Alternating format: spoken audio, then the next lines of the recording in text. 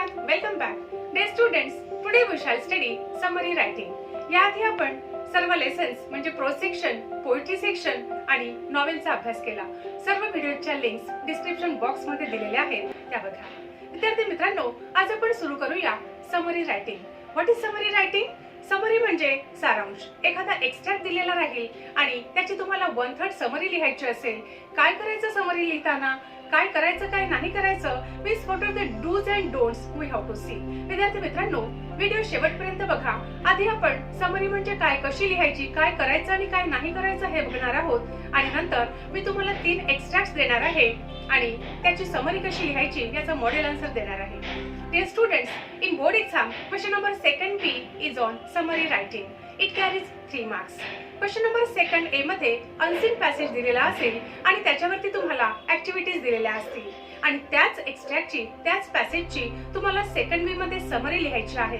पुष्कळदा काय होतं, विद्यार्थी क्वेश्चन नंबर 2nd A लिहितात आणि म्हणजे त्याचे ऍक्टिव्हिटीज लिहितात आणि क्वेश्चन नंबर 2nd B जो समरीचा असतो त्याकडे लक्षच देत नाही. तर विद्यार्थी मित्रांनो, तुम्हाला 2nd A च्याच एक्स्ट्रॅक्टची समरी 2nd B मध्ये लिहायची आहे हे लक्षात ठेवा.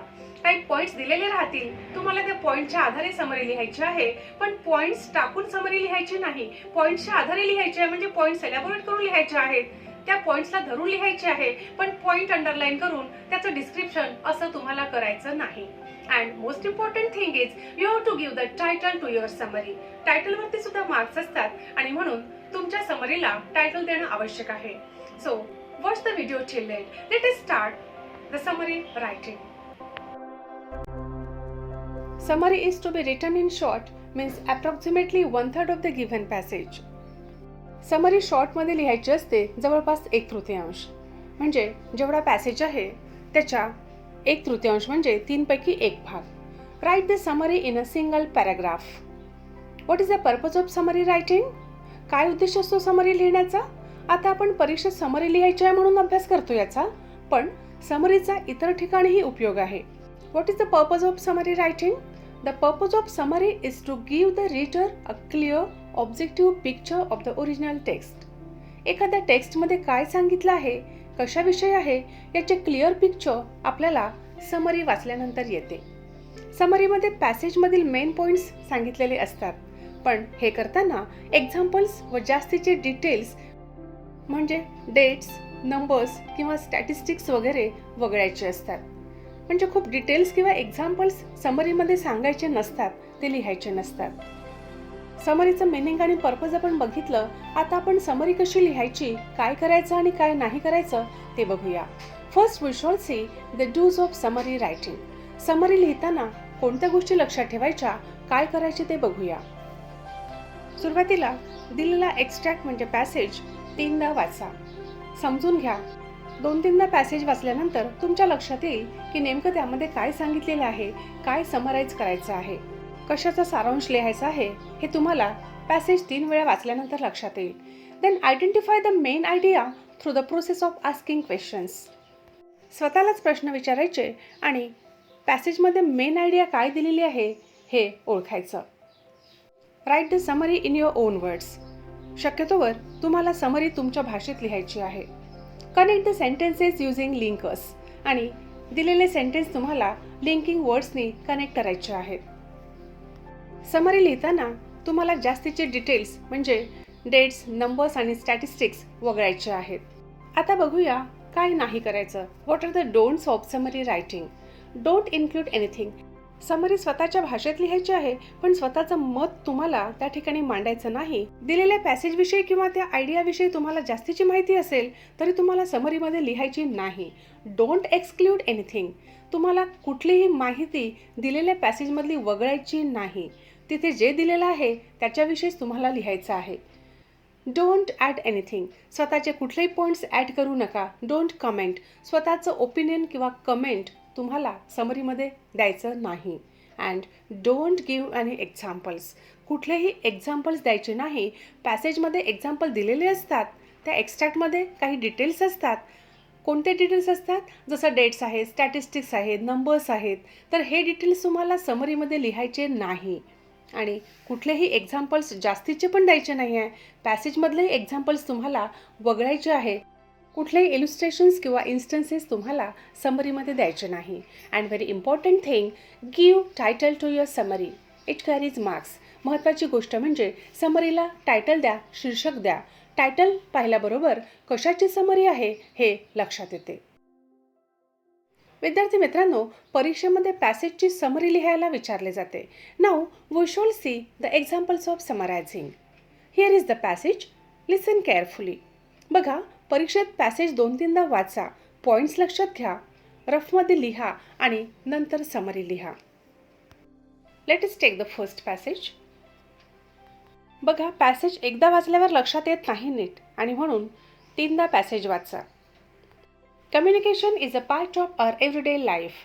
We greet one another, smile or frown depending on our moods. Animals too communicate, much to our surprise. Just like us, interaction among animals can be both verbal or non-verbal. Singing is one way in which animals can interact with one another. Male blackbirds often use their melodious songs to catch the attention of the females. These songs are usually rich in notes variation encoding various kinds of messages. Songs are also used to warn and keep off other blackbirds from their territory, usually a place where they dwell and reproduce. Large mammals in the oceans sing too, according to the adventurous sailors. Enormous whales groan and grunt, while smaller dolphins and porpoises produce pings, whistles and clicks. These sounds are surprisingly received by other mates as far as several hundred kilometers away.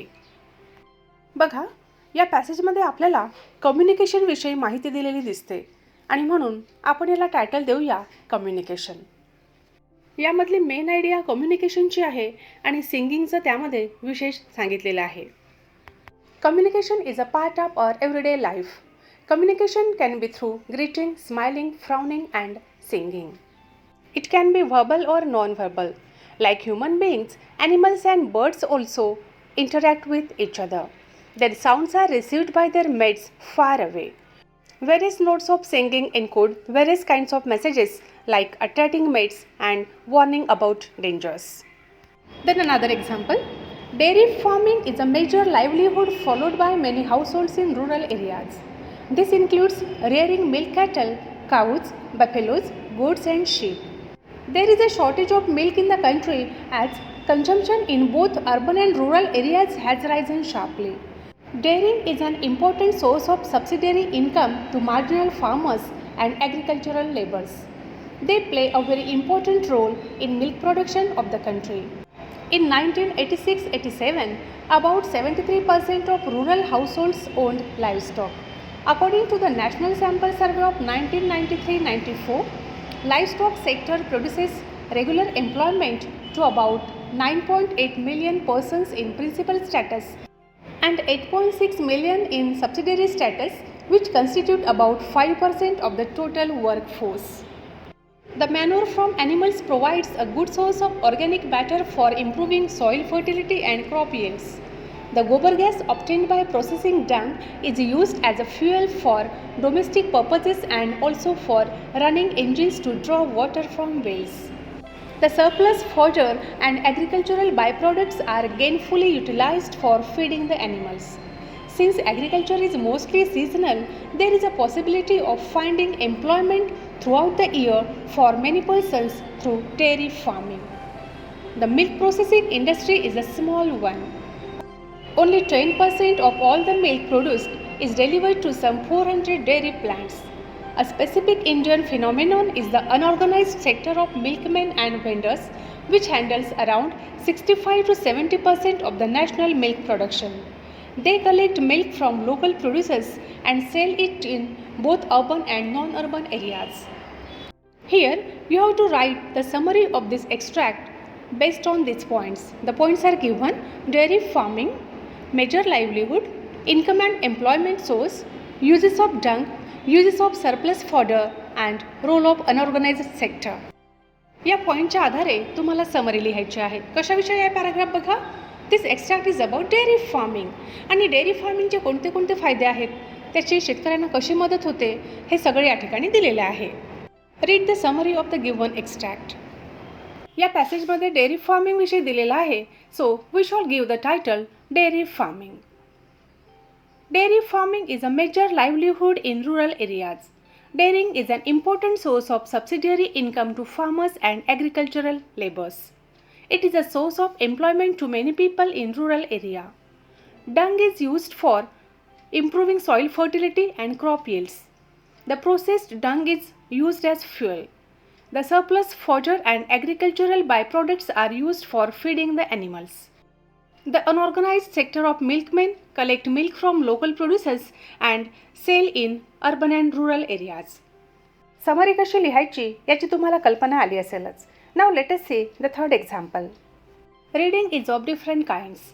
First, there is light reading, which means the reading of newspapers, periodicals, journals, etc. Newspapers and journals are storehouses of information about current events. Through them, we come to know about all that is happening in every part of the world. The modern age is such that we can ill afford to miss at least this type of light reading. We will be like a frog in a well without newspapers. Therefore, such reading is both delightful and instructive and cannot be ignored. Next, we come to the books on travel and adventure. Man wants to escape from the dull realities of everyday life. The spirit of adventure infused into us the same spirit of adventure and fearlessness as was displayed by the travelers themselves. The reading of novels is a pleasant pastime, and nothing is more entertaining than to spend some time reading a novel into afternoon or in a train. The reader forgets his own personality and existence. For a short time, he identifies himself with one of the characters. This identification of the reader with the hero or heroine, though unconscious, is a source of endless pleasure to him. Read the paragraph. बघा कशाविषयीचा paragraph आहे. The paragraph is about reading, so we shall give the title reading. Let us see the summary. Reading can be done with different purposes in view. Light reading means the reading of newspapers, periodicals, journals, etc.